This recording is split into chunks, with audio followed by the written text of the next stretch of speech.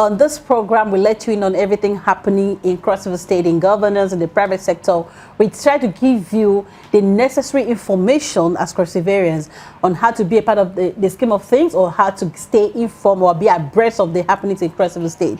Today, we'll be talking about this rescue mission operations of the House of Assembly in terms of recovery of government properties. I have here the Speaker of the Cross River State House of Assembly, Right Honorable Herved Ayambem. You're welcome to the program. Thank you, Beatrice. Welcome to my humble abode. Honorable Speaker, I've actually read a lot about this back and forth interaction happening regarding the recovery of assets, recovery of properties and all of that from the previous government and all of that. So the people of Cross River State, beside what they are reading on social media, want to get a direct confirmation from you. What is the progress update so far? We've largely recovered some heavy-duty equipment and some trucks that were bought in the previous administration. And the rescue operation is still on. As I speak with you, some trucks have been sent down again to pick some of those equipment and return back to the state. But all things being equal, for lack of the low bed that usually convey this equipment down, myself and a team of the House of Assembly members will be moving down to the north within the week. Okay. And that will not be done without the consent of the asset recovery chairman. He has to be abreast with what is happening. The previous time the House went, I didn't go. This time, I'm putting myself in the front line. I'll be there personally to ensure that we take proper inventory of all that is left behind, aside the one that we have taken to the state and the ones we'll take again to return back to state government. The reason for which is that the airport, the construction of the airport is still on, and so we had a rethink that it won't be too comfortable that we evacuate all of this equipment outside to the state capital. So we'll go take proper inventory of the ones we are going to leave behind, so the construction of the airport is not completely placed on hold. We'll take proper inventory of those ones, and largely we'll do the needful to ensuring that Cross River State government takes total ownership of this equipment.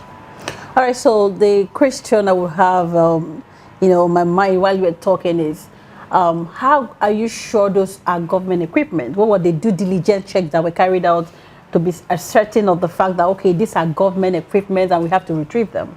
So what was the procedure like? I am Speaker of Cross River State House of Assembly and the number 3rd citizen of the state. I know how sensitive my office is. I'll be the last person to mislead or misinform this government. Okay. I'll be the last person. And if there is one thing I take very seriously, judging from the background I come from, as a son of a nobody, who by God's orchestration I find myself where I am, is to speak the truth. Okay. So that if I exit this earth, God willing, at old age, a legacy I will leave behind is that when he was Speaker, he did his best to project this state on the right trajectory. Those equipment, the serial number, the office where those equipment were purchased and all of that, we have the records. Okay. Beatrice, I tell you this unequivocally, we have the records of all of those equipment. And besides, you don't forget that I was a member of the 9th Assembly. The resolution that led to the acquisition of that equipment, or those equipment, are there. Okay.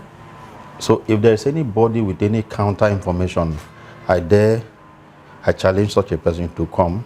They put us on the spot and let us analyze those equipment and when those equipment were acquired, and the ministry that did the acquisition of that equipment. Those equipment were acquired by Ministry of Agriculture, and incidentally, the Commissioner of Agriculture, the then Commissioner of Agriculture, is a member of the Cross River State House of Assembly. At some point I told him if he wasn't going to say it the way it is, I was going to call for cameras, media and all that, and I will ask him to stand before the doc and explain to Cross Riverian what happened in his days. If I can go as far as even talking this stuff with a member of the Cross River State House of Assembly, they say if a crocodile can eat its own head, think of what it would do to the body of a toad. If I could talk to my colleague that, look, you were a commissioner Okay. of agriculture, regardless that you're a member of the 10th Assembly right now, what actually transpired when you were commissioner? We have facts, we have figures, we have serial numbers of this equipment.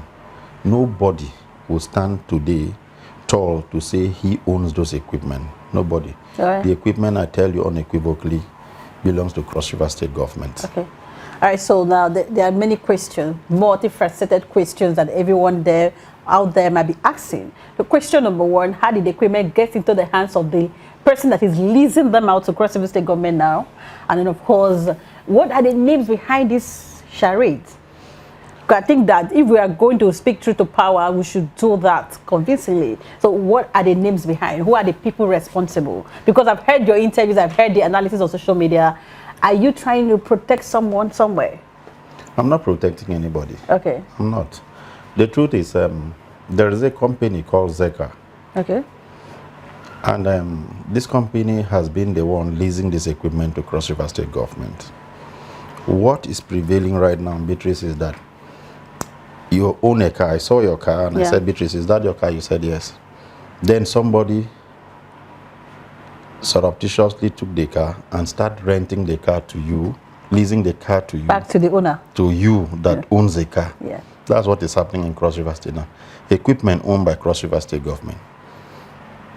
Without the consent of the governor, or the governor not being properly informed, because I begin to think, was there truly a handing over note? Okay. If there was, all of these things should have been enlisted there. Should have been enlisted there. So it leaves me worrying whether or not there was a handing over note. So as the assembly called for this person to explain how government equipment got to him in the first place. He hasn't come. Who is he representing? The person hasn't come. Okay. And you know one part of it that should worry the entire Cross River, and a thing of worry that is before us right now. This same guy, this same Ibrahim of a guy, is not even a Cross Riverian. Okay. He's from the north. And now the question is, who owns the Zaka company? Who owns it? And Ibrahim, how did you get to custody Cross River State equipment to the extent that you begin to lease the same equipment to Cross River State government? Okay. Up to the tune of 3.2 billion naira. And in my previous interview, I said, this government is doing so well. If this government lay hands on 3 billion naira, Beatrice, the turnaround you will witness in this state will be unprecedented, because I know so well that not a dime is not accounted for in this administration. For every 1 kobo that comes into the state, the governor is so prudent in spending that you see the 1 kobo working out magic. There are so many rural areas that are seeking the attention of government. Okay. So many. If you go to the next city center, which is Ikom, I tell you the road there are impassable. There is not one single road apart from the Trong A road that you can drive comfortably through. Not one. If we have this equipment and we send most of this equipment into this local government, the purchase of bitumen to tar the road will not be an issue. The bulk of the money is expended on equipment. If we get hold of this equipment, we would have reduced the cost of tarring the roads in any local government by half, if not more. And that is why the House is very decisive. The House is very vehement on the recovery of this equipment. We will do our best. We will do our best. It does not only end at the equipment. Whatsoever belongs to state government that was wrongly acquired or concession or privatized wrongly, so long as it falls within the purview of the House of Assembly, I tell you this on good authority that under my leadership, we will do the best of our ability to ensuring that we recover all for Cross River State government. All right, so that's interesting. If you're just joining us, the program is Inside Cross River. We have the privilege of speaking with the Speaker of Cross River State House of Assembly today. The focus has been the recovery of government properties in Cross River State. I think another question a lot of people have been asking is this the responsibility of the House of Assembly to do this? Or is this some sort of witch hunt going on? I like this kind of questions, because I told somebody last time that I am not on any personal vendetta. I don't have any reason to possibly involve myself in that voyage because it doesn't really depict my character or my personality. It doesn't at all. Okay. The truth is, there is no witch hunt. It's not mine to spy or malign anybody. The fact that the previous speakers have not been bold and courageous to do things the right way, it shouldn't become a dogma in Cross River State. It shouldn't become an existed practice that this is how, or believe that it must be this way. That would be very stereotype. Okay. Beatrice, it would be very stereotype because of other speakers were gagged, were muffled, were stifled, they couldn't speak truth to power. I have a governor that allows me the latitude to function as the head of an arm of government. Okay. And I intend to make use of that judiciously. For every day we live, we write our history. And I'm writing my history now that I'm Speaker of Cross River State House of Assembly. So tomorrow, in the annals of Cross River State, if they are judging people by what they have put in building Cross River State, my daughters will be bold enough to say, when our father was Speaker, this is what our father did for Cross River State. I'm writing my history. I'm writing the history of the 10th Assembly under my leadership. And I'm very pleased with what the governor is doing. He does not interfere in the issues that borders around the legislature, because the legislature is not an appendage of the executive. It is an arm of government on its own. So the leadership of the legislature should not be muffled. I think that's the difference. People are seeing a different style of legislature now from the ones that have existed up initial. Because why?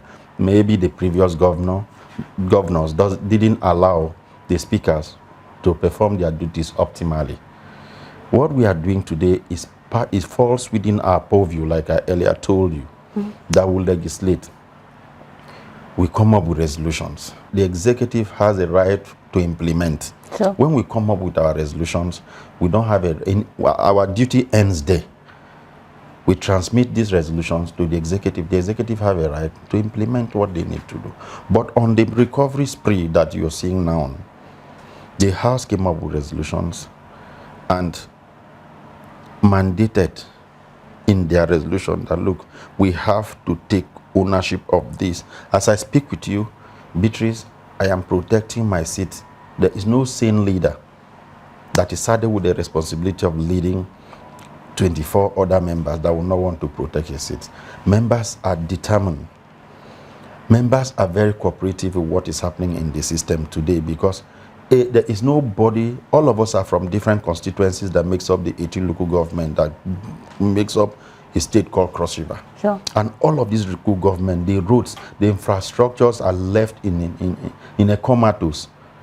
Everybody is seeking for an ambience where he or her constituency is carried along. So the legislature is putting in so much to ensuring that this support is given to the governor and the government of His Excellency Senator Prince Bassey Dedotu, so that at the end of the day, where you are coming from, your locality could feel the impact of government, the presence of government. That is what is happening. And they have mandated me that, Mr. Speaker, on this one, we will recover this equipment for Cross River State government. So the 25 members are on the same page? Everybody is in tandem. All hands on deck. Okay. And they even went as far as threatening me that if anything happened on the contrary, okay, impeachment will loom. And of course, I won't want to be impeached. I don't want to be impeached. I would not want to be impeached. Trust me, I would not want to be impeached. Okay. To tell you how serious this is, when we had a stakeholders meeting, I said it to the entire leadership of Cross River State, that please, this is the intention of the House of Assembly. I announced it before we even eventually started all of this. That please, this is what the House of Assembly intends to do. If it rubs on you, don't think that the House of Assembly is on a personal vendetta. It is not. But that we must put Cross River State first, and the citizenry of Cross River State must enjoy the dividend of democracy optimally. I said it there. All right, so we are looking up to see that whoever is involved will not be spared.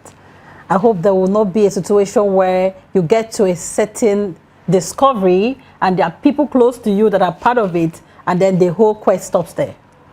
You know, if you know me How determined are you to achieve this?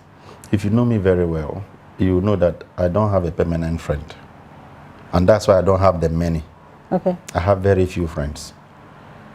Beatrice, even if it's my father or my mother, those my poor parents at home, whose hands are involved in this looting or misappropriation that is happening in Cross River State, I'll bring their names to the fore. Okay. That's me. I'm not going to stop. I'm not deterred, like I said. I'm not perturbed. I don't fret over it at all. Okay. Because I know that what I'm doing is justifiable by any sane government. It's justifiable. For example, we have had 2 other governors before the previous administration. If everybody left the state the way the previous administration did, where will Cross River State be, Beatrice?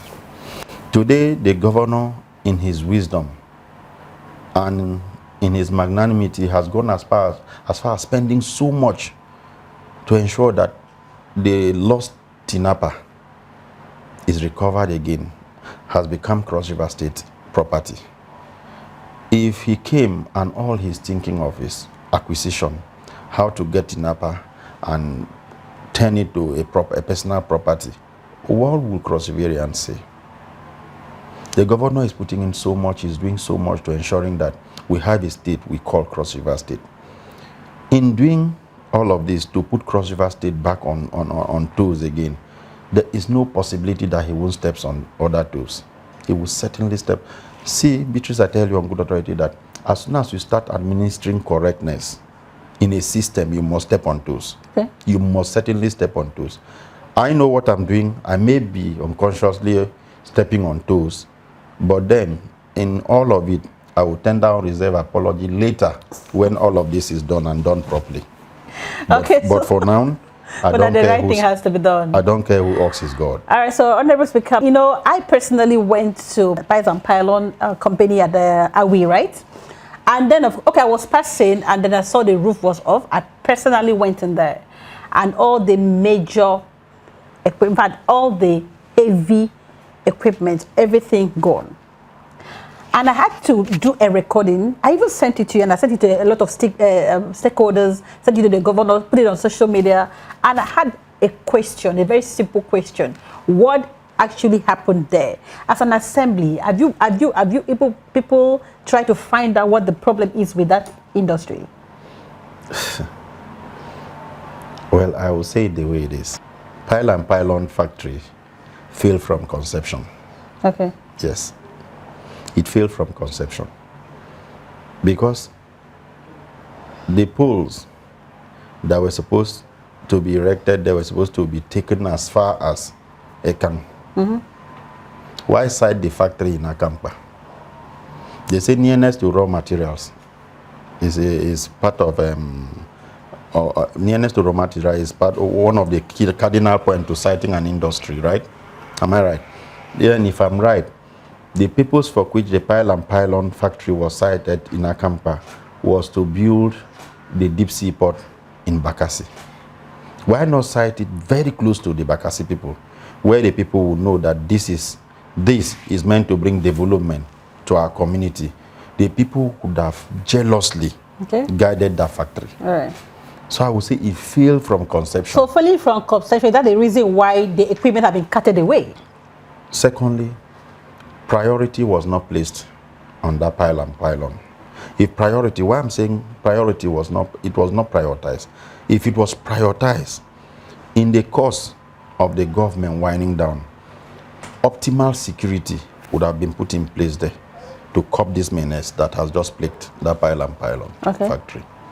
But what happened? They left the factory the way it was because there was no meaningful machine put in place there. And let me tell you, if that Pile and Pylon factory was well equipped, it doesn't take seconds or hours to uninstall those equipment. It takes days. If you know the kind of heavy duty equipment that will be fitted in that factory, it doesn't just take 1 or 2 persons to go and unfix those equipment and cut them away. Mr. Speaker, there were heavy equipment. I have a video of installation. I have a video after installation of that very factory. Anyway, my question is, haven't seen that play out in that very factory. How secure are the other industries? Fine. The ones that were prioritized till date, there are securities there. Okay. For example, the Ogoja rice mill. Who will not want to carry out the machines in Ogoja rice mill? That is because the Ogoja rice mill factory was well equipped. If you go to the toothpick in Yako, you will see the same thing that is happening in the pylon factory. Oh, it's been cut away. That is because it wasn't prioritized, because it failed from conception too. Go to the garment factory. You won't hear that anybody had broken into garment factory to carry a pin, because there are security operatives there. The question now is, why are these people selecting some particular industries to be broken and for the equipment to be stolen? It boils down on the decision of the government. Where this factory is prioritized, if they were prioritized, what modalities, what security modalities were put in place to checkmating those that vandals, to checkmating those whose intention is to come and cut away the equipment there. And if you say that the equipment there were fitted and you saw them, it doesn't take seconds or minutes to lift most of those equipment. Those heavy duty equipment you see there, you need the crane, you need a low bed to load off those equipment and take them out. If that is the case, how many hours would have the people spent there to take those equipment without the security operative knowing that we saw a crane and a bulldozer or a payload are loading this to take away? And in which route did they take this equipment out? I tell you this on good authority that there was a day I was in this house and somebody called me around past 2 a.m. And that, sir, this is what is happening right here. I said, where are you people? 8 miles. What's happening? Sir, a low bed is carrying this and this and this out at this ungodly hour. I am not of the executive. Yeah. I would have driven myself to that place that night. I told those boys, is there any way you can just stop them from moving forward? But at the end of the day, in the morning when my boys came, I rushed there. The low bed wasn't there. So who knows where that swam boogie was taken to? Because it was a swam boogie. And of course, you know how much it takes to buy one swam boogie. So a whole lot is happening in the state that if we don't cope, it may swallow us. I want to know the synergy between the executive and the legislature in achieving this objective right now. Are you on the same page with the governor and the executive arm of government as well in achieving this, or is just this the decision of the assembly alone? You know, His Excellency, the governor of Cross River State, Senator Prince Bassey Dedetu, is a peace-loving governor. He wouldn't want to step on the toes of anybody, not even the toes of his predecessor. He wouldn't want to do that. As much as the deputy governor too will not want to do a thing like that. I all understand how government works. What the assembly is doing is not to put the governor at crossfire or at crossroad with his predecessor, no. Okay. It's not to put the governor. But the assembly has a right, as a matter of fact, to curb the excesses, the wastefulness of the executive, and that is what the assembly is doing right now. We will not allow, because the governor is a peace-loving governor, and will not want to step on the toes of the former governor, and we see things going the other way around. We will not allow. The assembly is saddled with that responsibility of checking the recklessness of the executive, and that is exactly what we are doing here. It is our duty, it is our job to ensure that we checkmate the executive when things aren't going the right way. As I speak with you, a team of the House members just came back from an oversight function where they oversighted the 18 local governments of Cross River State. That one will be a story for another day. Okay. What they have been able to unearth will shock you. Usually the workforce of Cross River State was 18,000 and beyond, a little beyond, a little above 18,000. Today, if you go check we have almost 50,000 and above workers. People die daily. People retire daily. Is it that when they die, they go to multiply themselves and return back to Cross River State payroll? Beatrice, the answer is no. All of such anomalies are orchestrated by people that call themselves Cross Riverians. Must we continue to sin that grace may abound? Even the Bible says, God forbid. We won't continue to do same things and expect a different result. Today, if this governor fails, today everybody is sycophanting around, Your Excellency, you are the best and all that. People's governor. People's governor, season of sweetness. Let him fail. And you hear the outcry, you hear the outburst in this state, what they will say about the governor. I don't belong to that class of people. I don't belong to that class of people. And the 10th Assembly under my leadership do not believe in that. That you could fan the governor to failure. No. You see how enthusiastic the governor is about this state called Cross River. The best the House can do is to support the governor to succeed. And that's exactly what we are doing. And we will not stop doing it. We'll keep stepping on toes so long as we are getting it right. So having gone through the oversight function, having identified the, some properties of government, and you've recovered some and all of that, at what point are we going to have these people come to the assembly to give explanations? When are we going to have that plenary session, and of course openly to the public to come and participate as well? Is there going to be anything like that? Of course, yes. Of course, yes. The MD of Coast Charis Motors called me last week. Today is Saturday? Okay, this week. Yeah. On Tuesday, and told me he was invited to come and tender a public explanation. And what we do there is, in the public explanation, cameras are set like this. Sure. So you speak to cameras, you speak to the people. So the entire world will listen to what you're saying.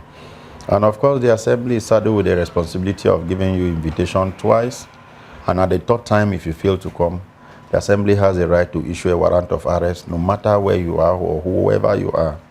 You will be brought down to Cross River State. We will arrest you and bring you down to Cross River State. That is what is happening. So, but when he called me, he told me because some part of the findings had rubbed on him. Okay. So we invited him to come down. So, but he was far off the country of Nigeria. So he called that what he went there to do, he will hurriedly close up so that he can come down. But that we should excuse him for this first invitation. Okay. He didn't only end there by calling me. His lawyers too have written to the House of Assembly, having an excuse that please, when the second invitation comes, he's going to be here in person. Okay. So if the House can go as far as inviting a highly placed and respectable Nigerian like that, there is nobody who will not invite. Okay. We will invite and we'll keep inviting until the right thing is done. And if we invite you and you feel bigger than large, we will issue a warrant of arrest. And you'll be arrested on handcuff and so there's no brought to us. specific time frame for that yet? Next week, the House is sitting. Okay. We expect the second batch of people to come and tender their own public explanation. Okay. And we will not stop at that. Beatrice, we will go on and on. Whoever is invited, if you don't come, we know what to do. All right. It's in the law, it's enshrined in the laws. We will arrest you. That's the truth. You'll be brought before the House of Assembly, handcuffed, and nothing can be more embarrassing than that. I like the emphasis, handcuffed. All right, so it's been a pleasure interacting with the speaker, Mr. Speaker. I want to say categorically that you are doing a good job. We want to support Cross River. We want to build a Cross River of our collective dream. That is what everybody envisaged to see in the days ahead. But then, before we go, what would be your personal message to the people of Cross River, of course, regarding the 10th Assembly in the days ahead? Let us do things differently in Cross River State. Things that will promote Cross River State, things that will place Cross River State on the right trajectory. Cross River State has been a model state before this period. Let us return back to that old status quo where things were done. One of the best civil service state as at then was Cross River State, where other states send in their own emissaries here, send in their own civil servants here to come and understudy the Cross River State Civil Service and the workings of Cross River State Civil Service.